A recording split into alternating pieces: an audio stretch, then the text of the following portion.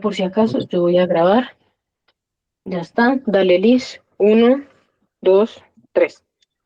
Hola a todos nuestros oyentes, soy Liz. Bienvenidos a un nuevo episodio de Economía a Fondo, el podcast donde destripamos los debates más calientes de la política pública, usando las herramientas más duras y rigurosas de la econometría. Hoy nos metemos en un terreno minado, el impacto de las leyes de portación de armas sobre la delincuencia en Estados Unidos. Me acompañan una facha y un mamerto. ¿Cómo están, chicos? Hola Liz, hola Karen y hola audiencia. Emocionado, gracias por invitarme, ya que hoy les voy a demostrar por qué el porte descontrolado de armas es un problema político insostenible. ¿Qué tal están, Liz, Jesús? Y un saludo a todos los oyentes también. Yo vengo por mi parte firme a defender el derecho fundamental a la autodefensa y a ver si en este caso los datos respaldan la verdadera libertad del ciudadano. Hoy esto promete arder. Les cuento la cancha en la que vamos a jugar. Analizamos un panel extendido de 51 estados a lo largo de 44 años, desde 1979 hasta 2022.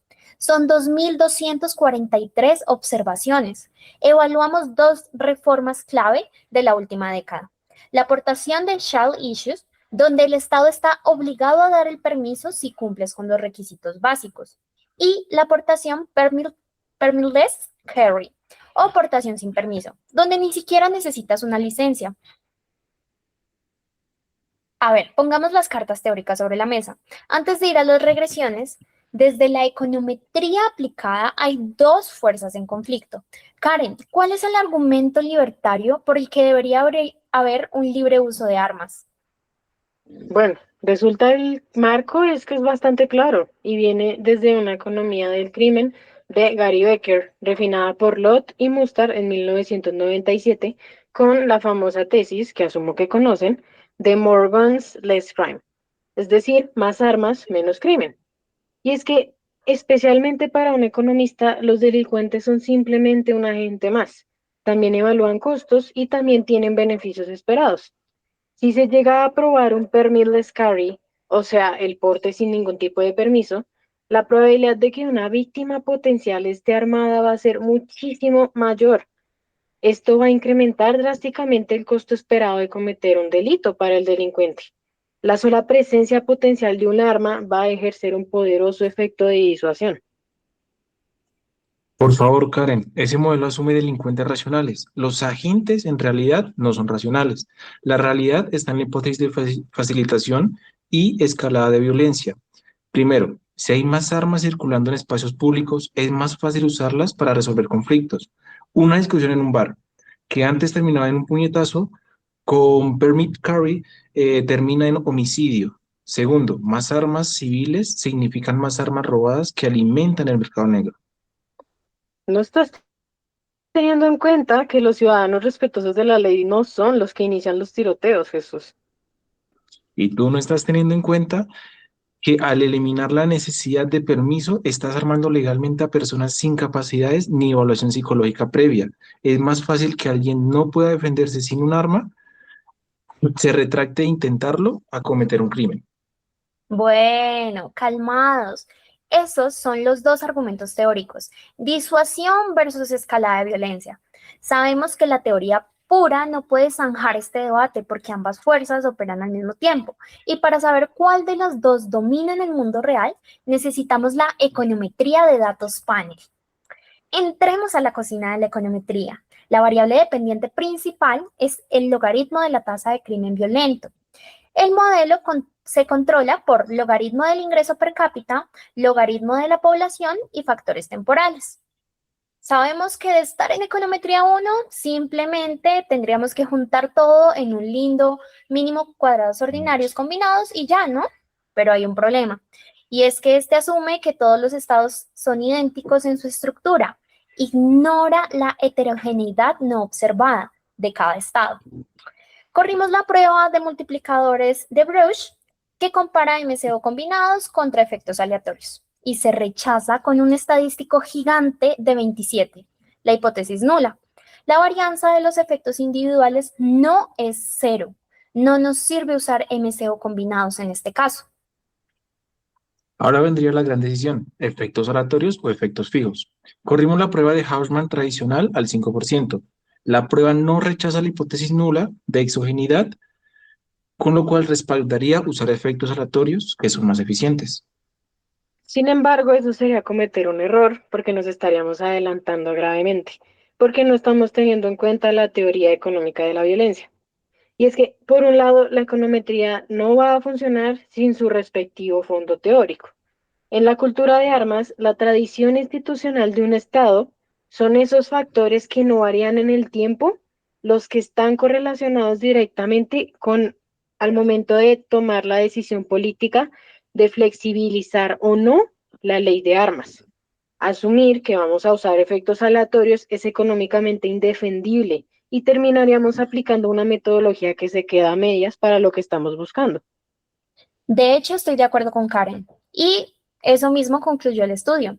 Por teoría de datos panel y especificación microeconométrica, efectos fijos es el modelo adecuado para eliminar el sesgo por variables omitidas que no cambian en el tiempo. Además, se hicieron sus debidos ajustes. Se incluyen efectos de identidad y de tiempo, variables dicotómicas anuales para capturar la tendencia estacional y los choques macroeconómicos nacionales. Pero aquí es donde la mayoría de los estudiantes y analistas cometen el gran error.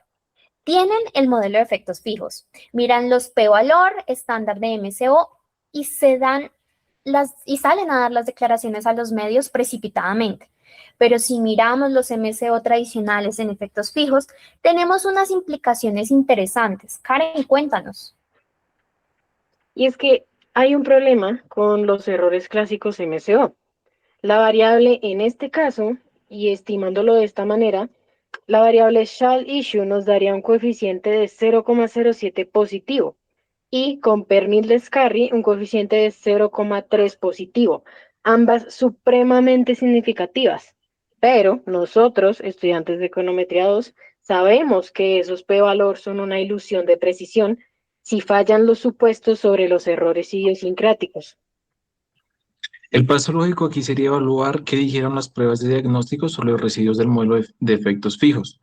Sometimos los residuos a un conjunto de severas pruebas. Primero, la prueba de Braysham-Pagan rechazaron la homocedasticidad. La prueba de Burbridge sobre diferencias indican que existe una inercia histórica brutal en el crimen de un año a otro.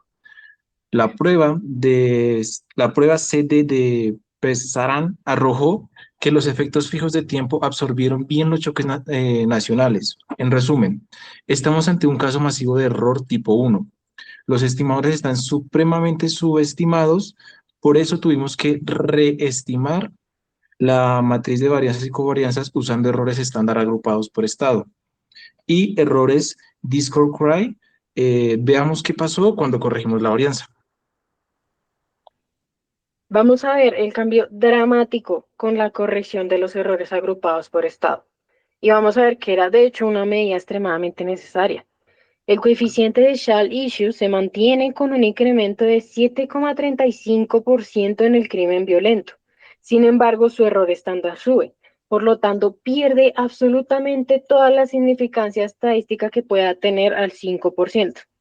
Concluimos entonces que la ley del shall issue no tiene un efecto estadísticamente significativo sobre el crimen violento agregado. Esto posterior a haber corregido la autocorrelación y la heterocedasticidad estatal. Por lo tanto, la tesis del pánico moral por las licencias de portación se cae totalmente. Un momento, Karen. No puedes cantar ahorita tan rápido. Mira la otra variable, portación sin permiso. El coeficiente es 0,3014, positivo. Al aplicar los errores estándar agrupados por estado, el error estándar sube, pero el estadístico T sigue siendo mayor al p-valor. Es altamente significativo al 1%. Pasar a un régimen de portación completamente desregulado incrementa la tasa de delitos violentos a un 30,14%. Esto respalda de forma aplastante la hipótesis de facilitación de violencia, y la desregulización total es muy peligrosa. Bueno, he de admitir que el resultado de Pernil Descarry es impactante. Pero no estamos considerando todo el panorama si tomamos al crimen de manera general. Sería pertinente desagregar por tipo de delito en las pruebas de robustez, porque si estamos diciendo crimen violento, eso incluye muchas cosas. Al final, se corrió el modelo con una corrección de Driscoll-Gray para las otras dos variables dependientes, para homicidios y para robos. En este caso, para homicidios, ni Shalishu ni Permiles resultaron estadísticamente significativas. En este caso, las leyes de deportación entonces no van a ser el determinante directo de los homicidios intencionales. Pero la cosa cambia considerando los robos a mano armada. Aumentan los robos en un 5,84% y Permites dispara los robos en un 21,79%, ambos estadísticamente muy significativos. Claro, porque tener más armas circulando sin control crea más oportunidades para la delincuencia en ocasiones y el robo de armamento a ciudadanos distraídos. Aunque reconozco que la evidencia empírica muestra que la desregulización absoluta no trajo la reducción del crimen que proyecta Lot. Bueno, vamos llegando al final de esta mesa de debate. Recojamos las ideas centrales. La evidencia para el periodo de 1979 al 2022 refuta empíricamente la hipótesis de Morgan's less crime. La flexibilización moderada tiene efectos ambiguos en el crimen agregado. En cambio, la desregularización total genera un aumento estadísticamente significativo del 30,14% en los delitos violentos y del 21,79% en los robos.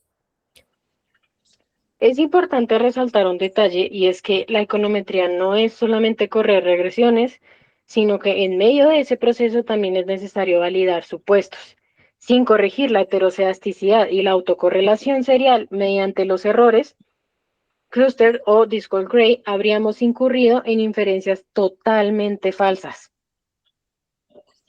La lección de política pública es tajante. La evidencia exige regulación y controles de antecedentes, desmantelar los permisos de portación cuesta vidas y eleva la violencia urbana. Acepto, pues, que los datos obligan a matizar la postura. La libertad requiere una responsabilidad institucional inevitable y la aportación completamente sin permiso parece sobrepasar la capacidad de disuasión del mercado. Aportar este tipo de estudios en un ámbito muchísimo más amplio podría decidir si este tipo de políticas acaban siendo, por ejemplo, perjudiciales solamente en el ámbito estadounidense o si también se puede dar este caso en un contexto de un país completamente distinto. Chicos, excelente debate. Agradezco nuevamente su participación y a nuestros oyentes por estar siempre muy atentos y conectados con nosotros. Nos vemos en un próximo episodio de Economía a Fondo. Bye.